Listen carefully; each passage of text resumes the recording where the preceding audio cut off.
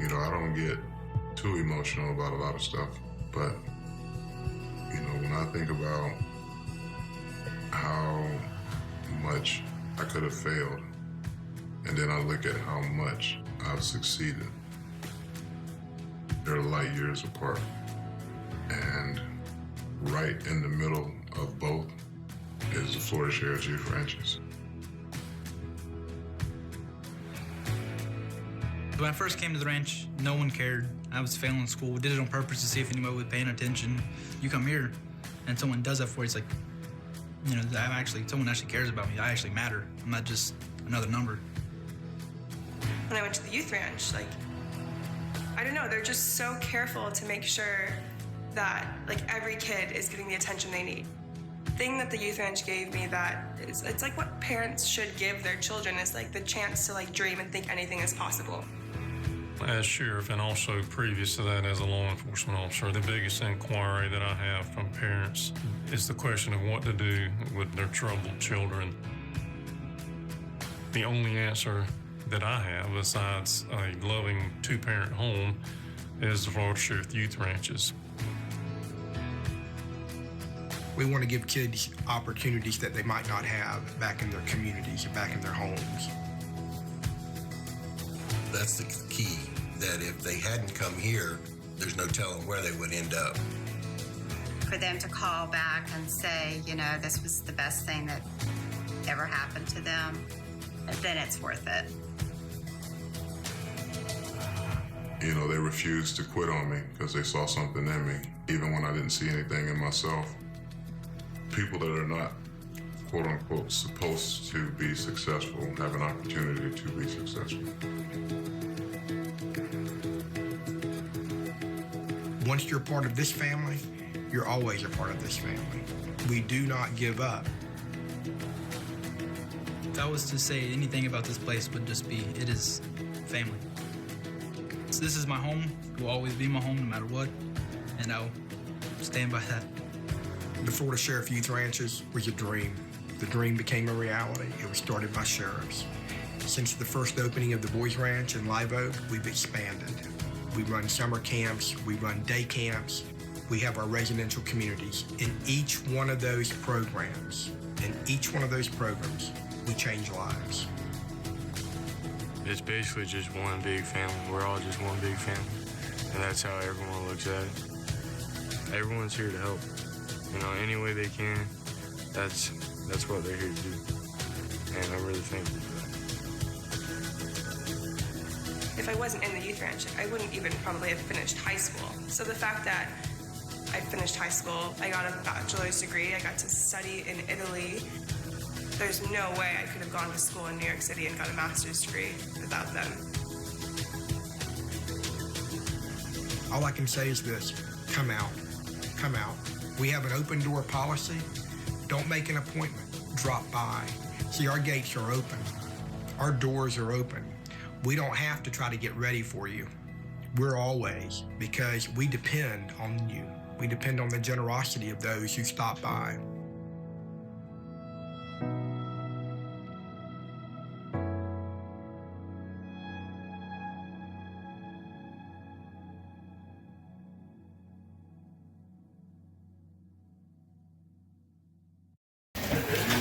It is my great pleasure, because this will be the last time I get to do this, because she's retiring today. I want to introduce Lisa Mills to you from the Sheriff's Youth Ranch. She has been doing this for 43 years. Wow. And we're so lucky to have her. I thought we weren't going to, because she's retiring today, but we are. So, Lisa, without any further ado, please come up and tell us all about the Sheriff's Youth Ranch. All right, well, thank you. I actually have to work 3 days next week, and then I'm done. Yes, it's just my party today. So, but I can tell you about 13 years ago, they developed my position as Business Development Director.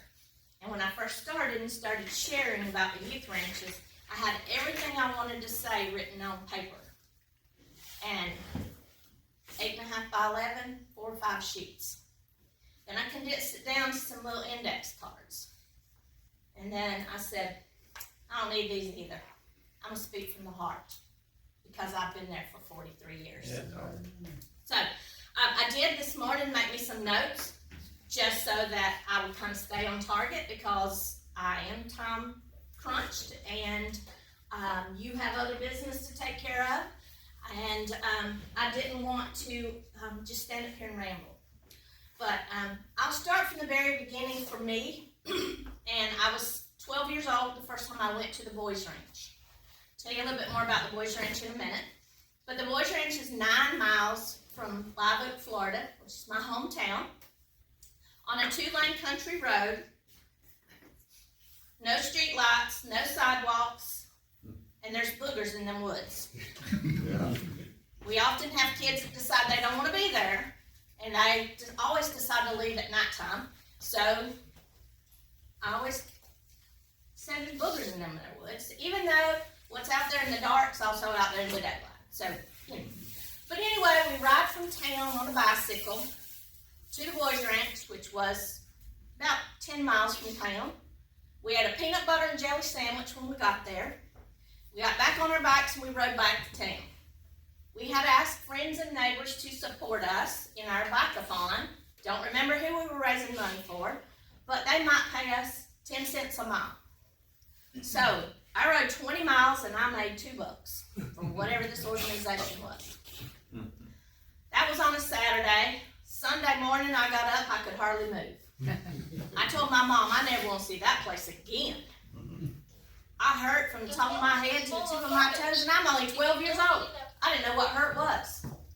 Today I do. Never say never. I went on to high school, got engaged. I wanted to be a stay-at-home mom because that's what my mama did. So I took home ec classes so I could learn to cook and sew because mama wouldn't let me touch her sewing machine. When she passed, I got her sewing machine. I touch it all the time. But I took home ec, and my home ec teacher in my senior year, or end of junior year, senior year, she says, what are you going to do? I was engaged by that time. We were going to finish high school, and we were going to get married. And I said, I'm going to stay at home. I'm going to be a stay-at-home mama like my mama. She said, the world is not going to allow you to do that. You're going to have a job. You're going to have skills. Well, I've taken typing. She made me take some clerical classes. So, at our local Votech school. So I did that. So, okay, now I'm a bona fide secretary. So, I got married in October. Graduated in June, got married in October. February, we had an auction at the boys' ranch where we sell surplus items. That's how our thrift stores came about. A relative asked me to go with them. I went with them. Went back to the boys' ranch. I drove a car that time. Yeah. My home ec teacher's husband worked out there. She said, good to see you. How's married life? Great. I'm staying home. She says, Mike needs a secretary, and you need to come apply. Here I am 43 years later. It's the only job I ever had, besides being a wife and a mom, and now a Mimi. I never wanted to work anywhere else once I truly learned what the Boys Ranch was all about. So what is the Boys Ranch? The Boys Ranch was founded by 2 sheriffs. A sheriff here from Marion County, Don McLeod, in about 1955, and Sheriff Ed Blackburn from Pinellas County had to go to Texas to pick up 2 teenage grocery store robbers. Now today, Sheriff Woods would have to probably go get a murderer or a drug dealer. But they went to get grocery store robbers. And you know, in the 50s, they robbed grocery stores because they were hungry. They were trying to feed their family. A lot of times that's why our theft happens today, is because people are hungry and don't want to work. But that's another story. Yeah. But on the way out there, they had to drive long way to Texas. Got there, the kids were not processed through their Texas system. So they say, well, you can just hang out here or go to the coffee shop, or why don't you take a tour of this canyon over here? One of the deputies carried him on the canyon tour. But he talked more about Carl Farley's Boys Ranch. Carl Farley was a wrestler in the 50s, and he had a ranch in Texas for troubled boys. So Sheriff McLeod, Sheriff Blackburn, talk about it on the way back. This is what we need in Florida to help the troubled boys that we're seeing come through the court systems. So they discuss it all the way back. Shortly thereafter, there's a meeting. All our sheriffs get together twice a year for a sheriff's conference. They meet with each other, they talk with each other, they help each other. So they tell the other sheriffs, hey, we've got this great idea. And the other sheriffs were like, that is a great idea. Where are we going to put it? Who's going to fund it? What's going to happen? So they begin to check. The Musgrove family in Live Oak had just given 50 acres to the Elks Lodge for them to make a camp and a place for kids. So the Elks Lodge gave it back. Mr. Musgrove turned around and gave it to the sheriffs. $5,000 and 150 acres. When he found out what they were going to do, he gave another 100 acres. So we started with 150 acres and $5,000. Today we are a nationally known organization with residential programs. That's where the kids come in and stay with us, as well as camping programs and just services to help families and children in need. We have changed the lives of over 181,000 children in the 66 years that we've been in business. Now those are what we call cases opened. The number's higher than that. Because my life was changed, my daughter's lives were changed, people who know I work, their lives were changed, the families of employees' lives were changed. So that number is beyond the 181,000. It is hard for me to walk away, and I'm not really walking away. I will forever have a place in my heart for the youth ranches and the children that we serve. So that's how we started. Today we have our program in the Live Oak, the Boys Ranch, and some of these folks have been to see it. We have our scholarship house in Bartow, so that's when the kids age out of our residential program at 18 or they graduate high school. They can say, hey, I want to go and I want to become a mechanic. Polk County has a wonderful number of trade schools, universities, all that kind of stuff. So Sheriff Grady Judd helped us through his foundation to be able to fund our scholarship house. Those kids can leave the residential program and go to our scholarship house. Now they're not just turned loose in the world to fend for themselves. They have what we call a life coach. So he's there to say, hey, how are things going? What can I help you with? They have to prepare their own meals. They have to have a job. They get a car. They have to go to school. And they learn all those things. And this is a new word you may have heard before, adulting. First time I heard it, I was like, do what? It's kind of like for us, we grew up and we became adults. Well, now the younger generation calls it adulting. So they learn to be an adult. They are responsible for their meals. They're responsible for balancing their checkbook. They're responsible for having money, paying their car insurance. But we help them with all that. We just don't say at 18, goodbye. Because while they were at the Boys Ranch, they lived in a cottage with 10 or 9 other kids. A cottage will hold 10 kids. And mom and pop is what we call our cottage parents. If you're looking for a job now that you are in the retirement mode, we are always looking for cottage parents. You would work 14 days on and 7 days off. If you're interested, please see me afterwards because I will get you hooked up.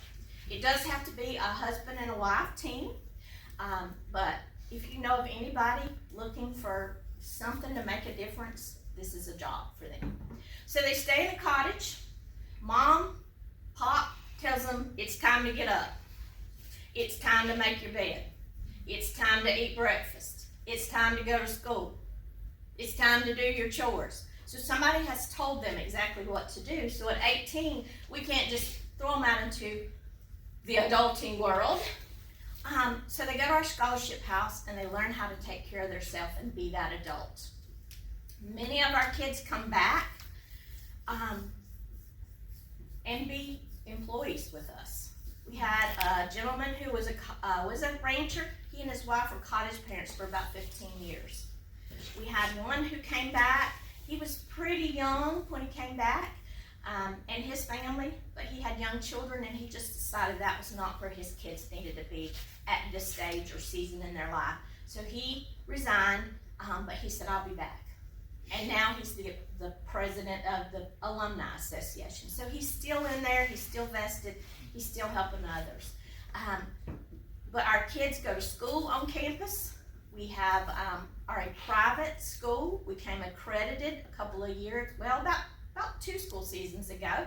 Our kids go to school on campus. They have to wear khaki pants, dark pants, and a polo shirt. We like to teach them to tuck those shirts in, put their belt on, have respect for themselves so they have respect for others. If you were to go to the ranch, most of our kids are going to go up to you and shake your hand and say, hello, I'm Bob, nice to meet you. We teach them respect for themselves so they have respect for others. So they go to school on campus. We help them be where they are when they come to us and get them to where they can graduate, possibly go on to a higher education.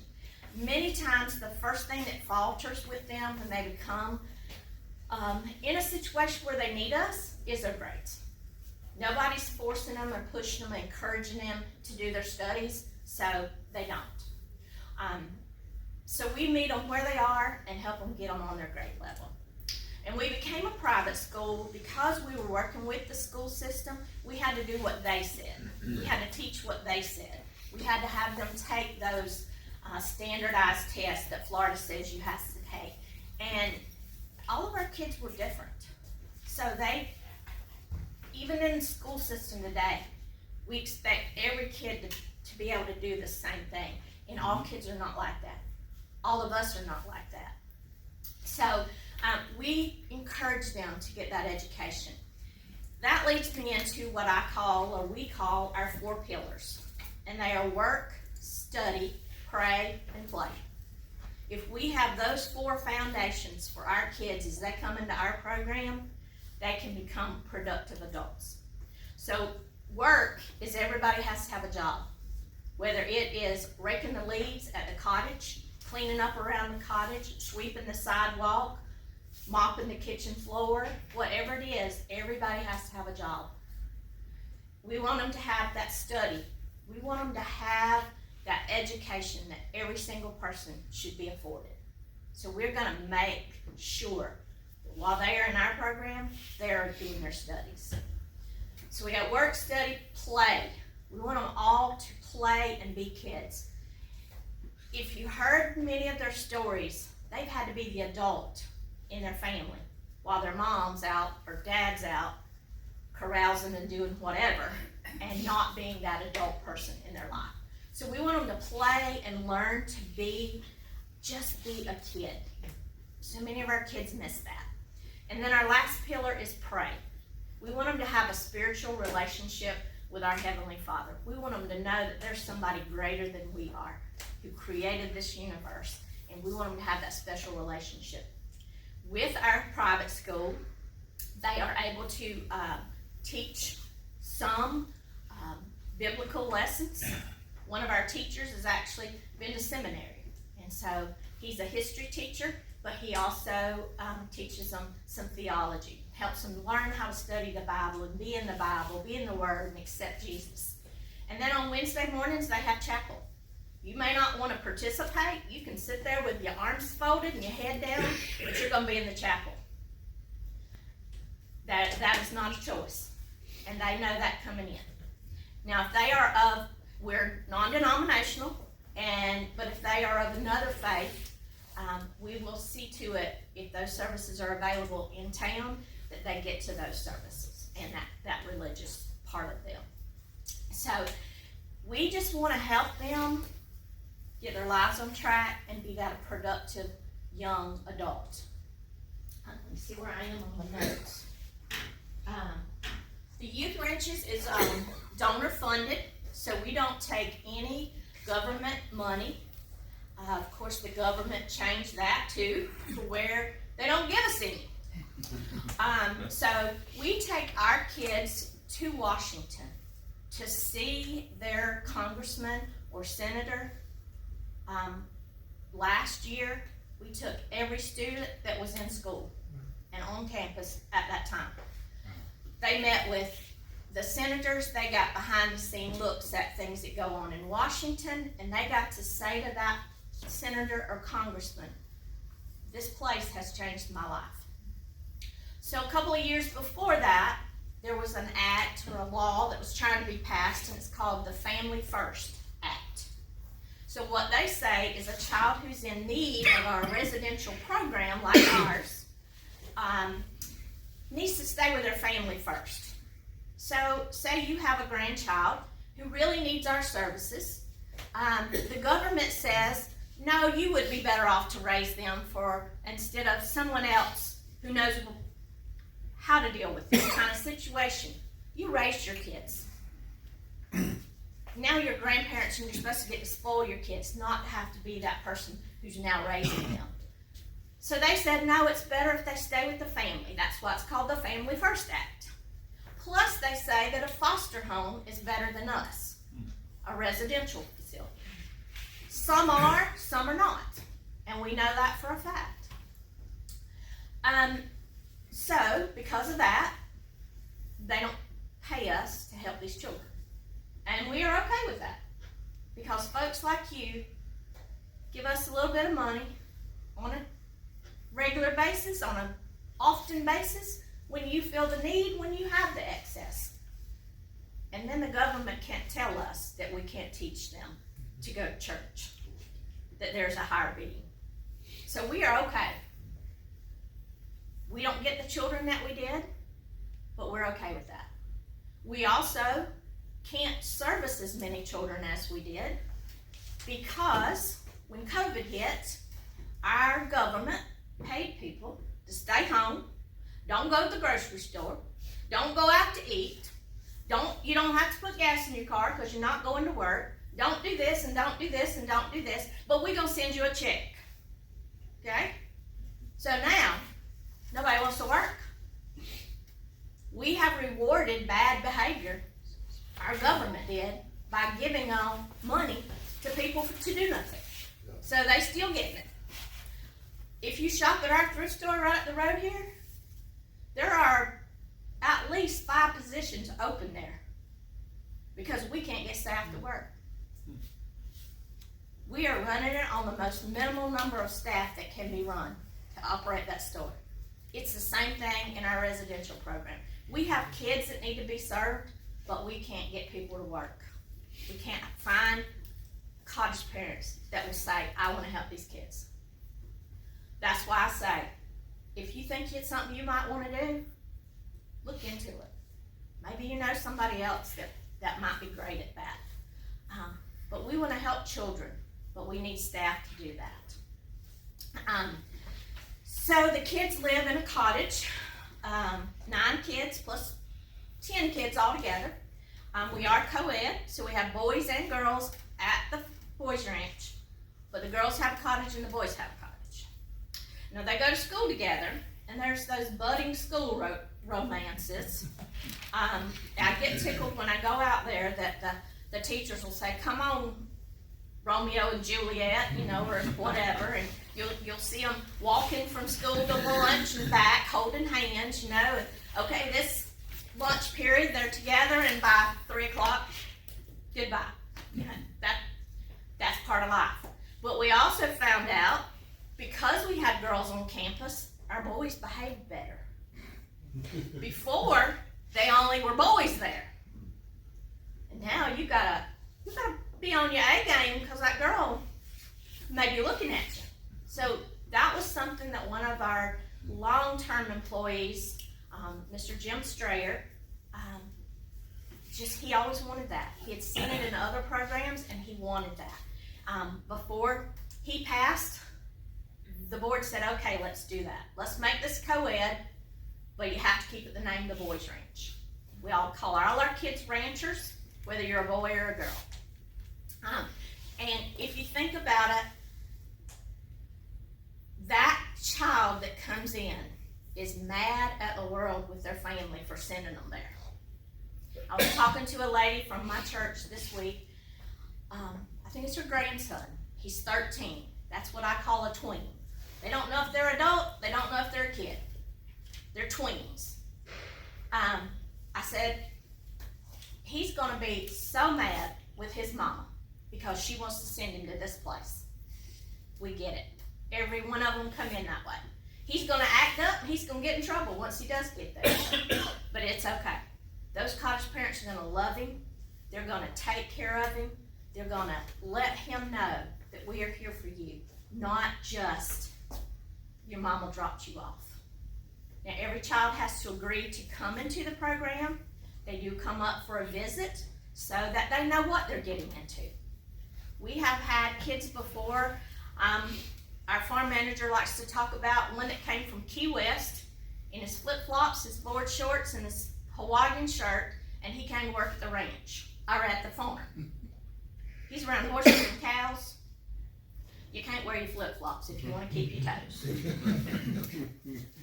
He sent him back, said get some pants on. At the time he didn't have boots. He put tennis shoes on, came back to work at the ranch, at the farm, loved it, ended up loving it.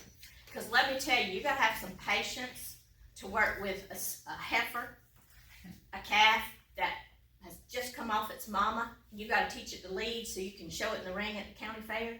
That takes some patience.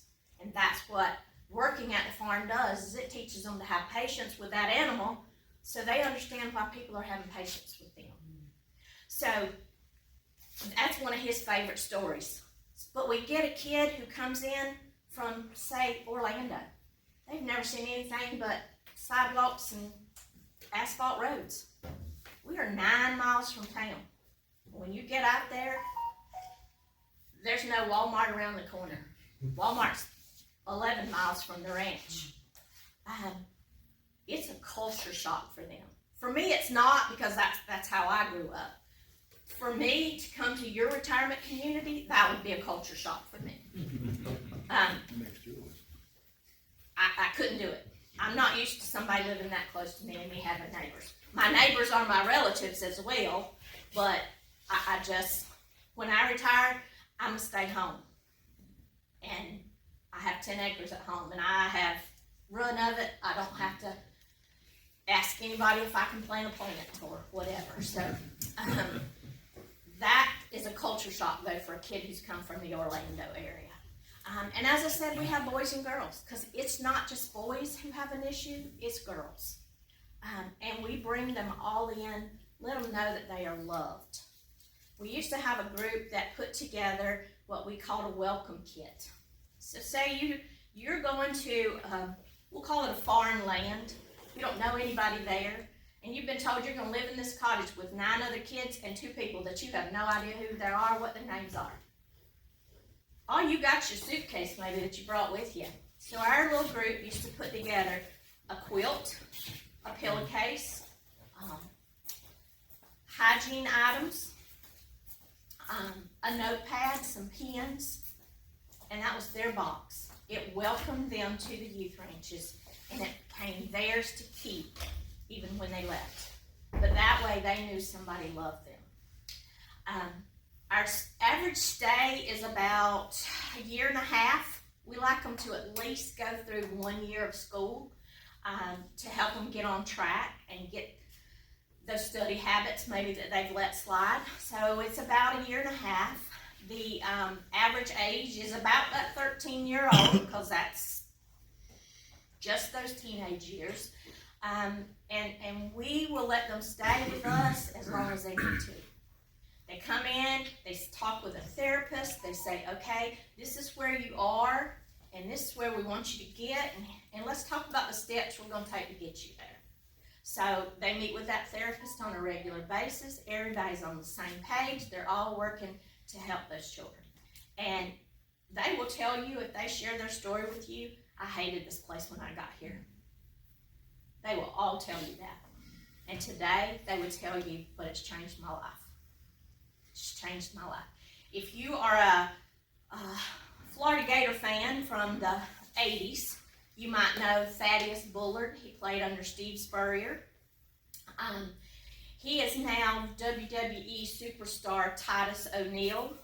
He doesn't wrestle as much as he used to. I think he made enough money and enough of himself that he started his own foundation. He has several other businesses that he works with, but he was one of our kids. And he was one of the meanest that ever came through our organization. We had 9 cottages when he was there. He had been in 8 of them. If you didn't work out in a cottage, they might move you because maybe there was a conflict with some of the kids. Maybe the style of the cottage parents didn't suit your particular need. So he'd been in 8 of the 9 cottages. And they said, I had been to the director and they said, look, we can't do anything with him. We don't know what else to do with him. He had dug up a tree stump. We used to do that. I don't think they do it anymore. But if you know, a pine tree root grows straight down. It takes a long time to get to it where you can get that stump out. Thaddeus will tell you he's dug up a stump. Because that gave them a lot of time to think about their actions and what they'd done. We've even had them take that pile of dirt and move it over here. Why? Just do it. Give you some time to think about between here and there, your consequences and your actions. Thaddeus will tell you today that he is the man that he is because of the youth ranches. If you look him up on TED Talks, he talks about the youth ranches and he talks about the difference that we made in his life. We don't have all success stories, but they can be a success story if the child wants it to be a success story. So you're wondering, how can you help? Our thrift store is just up the road. We welcome donations, we welcome volunteers, and we especially ask you to shop. Donate, shop, and volunteer. You make a difference by helping us give back to the youth ranches. This year, the thrift stores, we have 6 in our vehicle sales lot. We are on target to give back $750,000. That's a lot of items sold through a thrift store because that is cash that we give back, which is over and above paying our salaries, our rents, our utilities, our insurance, and then we pay a good portion of some of the positions at our main office, HR, the accounting department. We also pay part of their salaries. So if you accumulated all of those together, we're at about $1 million by raising and selling items that people don't need anymore. So that's how you can help. There's another way is we have a specialty license plate. It's the Youth Ranches license plate. We have to sell so many of those plates to keep it active. We are very close to losing our plate. So if you want to help, when you renew your tag, or even you could go today and say, hey, I want to take this plate off my car and I want to put a Youth Ranches plate on there, you can do that. It's a little less extra to have that plate on there. That money comes as support to the Youth Ranches. So anytime you see somebody with a Youth Ranches license plate, you know that they're supporting the Youth Ranches. I think that's all I had. And is there any questions? Yes. The plate you were talking about, do they have that at the thrift store here? No, that is a license plate that you get through your tag office. Okay. So it would go on your back. It would be your Florida registration. Okay. So, Can you mention a little bit about the magazine? yes. And This is the newest this one. is hot off the press. I don't even have it. Mr. McConnell asked me, did you bring the Ranchers? And I said, well, they got one, but it's the spring and the summer because this one hadn't hit my desk yet. There will be some at the thrift store in the next day or so if you want to stop by and pick up a new one. But quarterly, we publish what we call the Rancher. It tells about our kids, our programs, what we're doing, how you can help. Mr. Fry will always have a story in the front. He has been with us for, when he retires in January, he will have been with us for 40 years. And he has a heart, just like I do for the youth ranches. I often tell them, though, that the Sheriff's Ranches Enterprises, which is what we call our thrift stores, we only get a half a page. And it looks like this time, this was the addition, that we don't get nothing. We usually get a half page, about that big.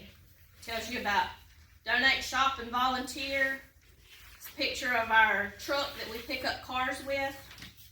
Yep, this is the edition we don't even get in there. But everybody got an older copy in Yes. their Yes. bag that you gave Yes. them. Yes. You have the It's and the still reason a good resource yes. to let you know about what's going on up there. the thrift stores don't get in there this time because they put something in about the Florida Sheriff's Association that they're required to do because the Sheriff's Association does still support us. But it just, if our thrift stores need to be in here. It's just something I've harped on for a long time. And because if you don't know, you don't know. But it talks about our kids, what we do, how you can help. It comes out quarterly, and it's something that we have had almost since inception in '57. It's a great resource, it really is. We've just finished summer camp. We have 3 camping programs. That is that kids can come to camp for free and benefit from all those summer camp activities. So there'll be probably a good bit of information in here about our summer camp programs. As the issues come out, the spring issue will ask you to send a kid to camp. There's a business reply envelope in here where you can send a kid to camp simply by filling this out and sending in a little donation. You could say, I sent a kid to camp. I made a difference in a kid's life. Our rancher is fabulous. It is fabulous. And I know that we are limited on space as to what we can put in it each edition. So I understand that we are left out sometimes. That just hurts me, my personal feelings. So, any other questions? Yes, sir. How many kids do you have in residence right about now? I know it's capacities and. Okay, so we have our cottages when they were built in the '60s had the commons bathrooms in them, like you would have in a gymnasium. Because of all the sexual abuse of children in today's society, we can't ask a child to take a shower where someone else could look out. So there were 3 cottages that have to be remodeled. 2 of them have already been done. One other one is in the works. We have received funding to do all of the cottages. At the current time, we probably have 20 to 25 kids at the Boys Ranch. We probably have a capacity of 60 because we have 6 cottages that could be opened. And the reason we are not at capacity is because we can't get staff. When I first started in the '80s, we had 9 cottages and we had a waiting list. Today, we have 6 cottages, but we can't get staff to where we have the ability to help all those kids. So again, 40 years later, we have a waiting list. Our management team works very hard to try to get those staff on board. And I have often said, if you are cleared to work at the youth ranches, you are cleared to be a CIA agent. Because if you're going to be dealing with somebody else's children, we want to know what's in your background. And you are vetted and checked squeaky clean. So a lot of times, even at our thrift stores, we have people apply for jobs. They have to be screened and pass the background screening just like if they were going to work every day with a kid. But that's all because we're all under the umbrella of the youth ranches, and you gotta all be checked the same way. So we have folks apply to be our driver. We check their driver's license. They have a DUI. Not working for us, because we don't want you driving our truck and have an accident and us be liable. So we are very strict on our hiring process. So, yes, sir. How many of your kids go on to be successful? Or how many go on to become part of the system again at a later date? That is not a statistic I know. I know that I have seen kids on campus and then find out later that they're no longer with us. They didn't want to put in the work to make the change in their life. Mm-hmm. Someday they will look back and say, I should have stayed there. They could have made a difference in my life. There's also success stories in here Yes. occasionally too. Yes. Of people that have done really well. There's a direct correlation between third graders and predicting the amount of prison beds you're gonna need in the future. Mm-hmm. And I was amazed to learn that. Yeah. But I'm wondering if with a program like yours, these kids obviously leave your ranch and then go back into the public school system. And we never know how much they absorbed Mm-hmm. and are taking it back. And when they are confronted with that gang activity, let's say, they're gonna remember what they learned at our organization. Right. So it's really hard to say what the success rate is. They don't track that then, or they don't follow it. They follow it to an extent, but it's not something that we would know from a kid from the 70s. We may or may not know how successful he was. And then moving forward in recent years, most of them are still adolescents, so we're not gonna know how successful they were. So, but most of the kids that come back, we do have an alumni association, and they come back and they'll laugh about things they did when they were there, thinking, oh my gosh, it's a wonder we're still alive. It's a wonder Mr. Fry didn't kill us when he found out what we did.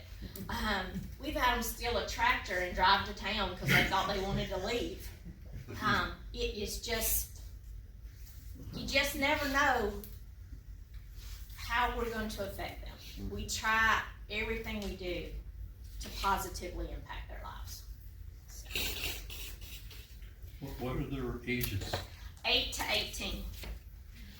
We were an emergency foster care home before the Family First Act passed. So we have had siblings as young as 3, and that is also our other desire, is to keep siblings together.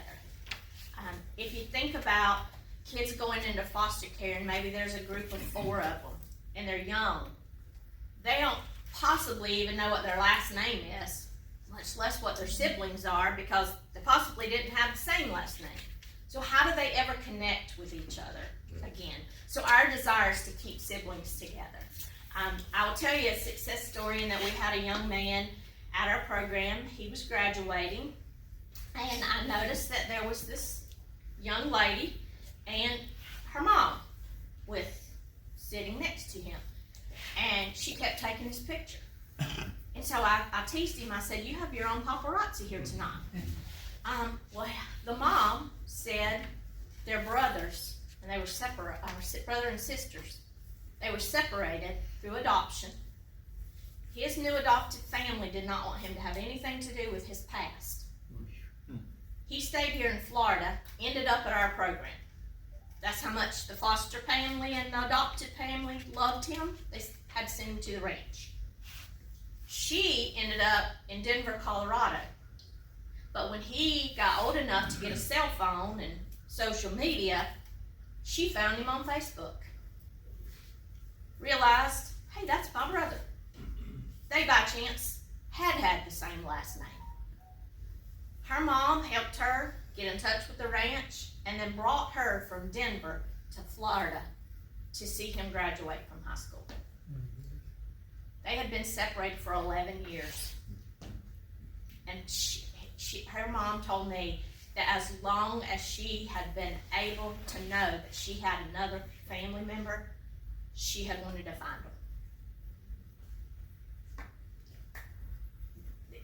And every kid that goes through our program has a story like that. Every kid. For me, it's been an amazing place to work. I never wanted to work anywhere else. Had one of the boys come back not long ago. He had bought a motorcycle. He wanted to take me on a ride. I'm type A personality, and I ain't giving you that control. I said I wouldn't even rode a motorcycle with my late husband. Not happening. Well, the more we talked, he hadn't even gotten his endorsement to have that motorcycle. And I'm thinking, and you want me to get on the back of it? No. He still teases me about that I wouldn't get on the motorcycle with him. I said, I don't want today either. But it's just so heartwarming to know that they come back and they say thank you. I talked about Thaddeus earlier, and he was in Gainesville at a furniture store.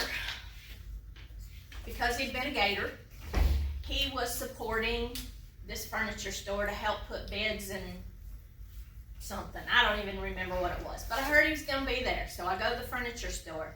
I'm going to tell you, I never worked side by side or said anything to Thaddeus when he was at the program, but when I walked in the door, he said, she worked where I grew up. He knew who I was and that I made a difference in his life. You may never meet one of our kids, but by donating, shopping, and volunteer, you're making a difference in their life. So. Can you tell them about the bus trip? Because we're going to plan on doing one. Okay. You can tell them what normally happens up there, even though you won't be there. Sheriff Woods, when he was elected, I guess about 4 years ago, he had never been to the ranch. He said, I have driven in on Don McLeod Boulevard going to the sheriff's office and never knew he was the sheriff that had found the youth ranches. When he went, and our new sheriffs do new sheriff orientation in Tallahassee. So they learn all about the workings of the association. We bring them through the boys ranch or to the boys ranch on their way to Tallahassee, and we show them around the program. Sheriff Woods, I can remember walking with him from the chapel to the cafeteria, and he said, I'm going to be your biggest supporter. So, we took a trip right long after we had our thrift store here in town. He was not the sheriff then, but they arranged for us to go up, and they carried us on a paddy wagon. Yeah. This type A personality did not like it. I could not get out of that thing. I had to talk through a screen to talk to the driver to tell her where to go. So when he became sheriff, and I talked to him one time, I said, I love to take folks up and show them around, but I don't like to take them on that paddy wagon. We ain't criminals. We don't need to be in that thing.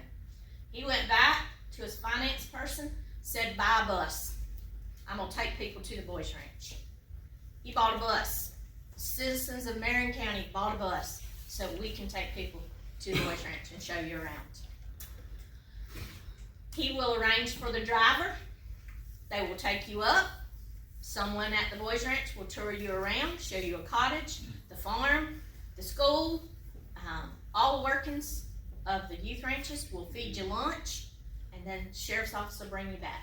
The lunch is worth the price of admission alone. Yes. Our kids eat free, are fed well is what I meant to say. They are fed well, and our staff pay, I think it's $3 now to eat lunch over there. You don't want to go to lunch over there every day because it's like going through Morrison's cafeteria. Do you remember that? I do remember not long after I started, the row that you push your tray on, the little fella came in. He's about 8 years old. He was barely tall enough to see over that. He had never seen so much food. I remember and will never forget him saying, I can have some of that and some of that. And Mom says, yes. And some of that? She said, yes. Can I have some more of that? She said, well, let's see what we got on our plate. And if you have room, we'll come back. We take care of these kids because some don't know where their next meal's gonna come from. We do have some cottage parents that limit the sugar intake because it does make a difference in the kids. Then we have others who say they've been without long enough. If they want something, the pantry is open. So you're gonna get a good lunch. You're gonna get a good tour. I am turning you over to good hands. My colleague Wayne Whitsack is our development officer, and he's in the Tampa area. He is also a Shriner, so he has a heart for children, and he's been with us, I think, about 13 years now. Fabulous passion. Maybe not as strong as mine, but he has a passion for our program, and he'll take good care of it for the children. These pictures in this book. Yes. In this magazine, I believe. Yep. And he's probably in the other one. So his goal is to raise funds for the organization.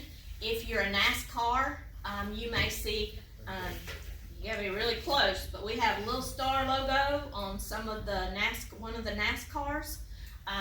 And of course, when it's going around the track at over 100 miles an hour, it's a little hard to see, but you know, we do get some publicity if he wins, but we're still, our star is on that.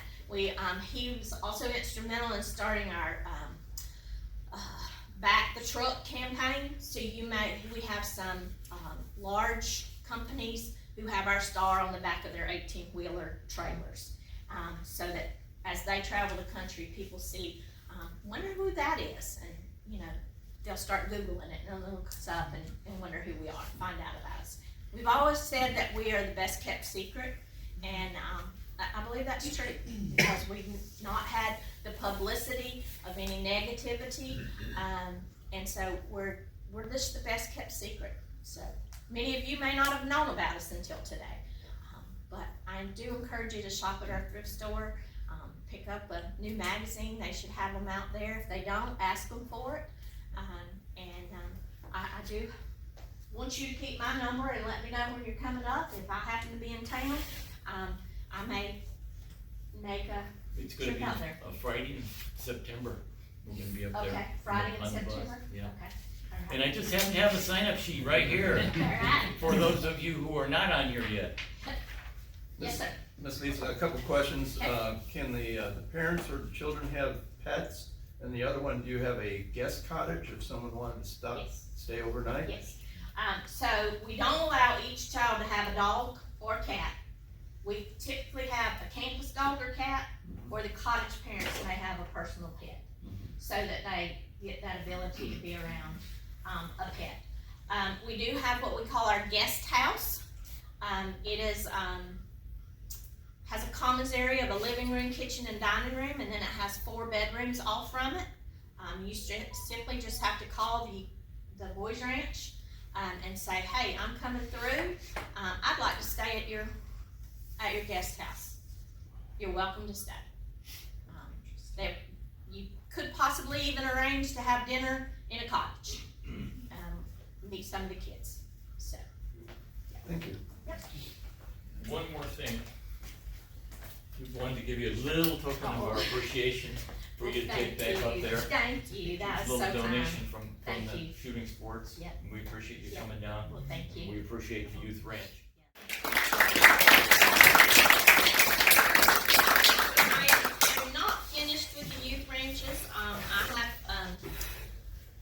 We had a house that was a staff housing, and somebody else was moving in it, so they had to do some updates and some remodeling in it. But prior to that, it had been what we called archives before we got our museum. And so there were some things that didn't get put in the museum in the house. And one was a large clock. And when I saw it, I knew it used to be in the cafeteria. And so I'm gonna refurbish that clock. It has a good bit of rust on it, clean it up a little bit, get it back to the museum. And then there's another room in the museum that needs some sprucing up, so I told them I'm gonna fix that.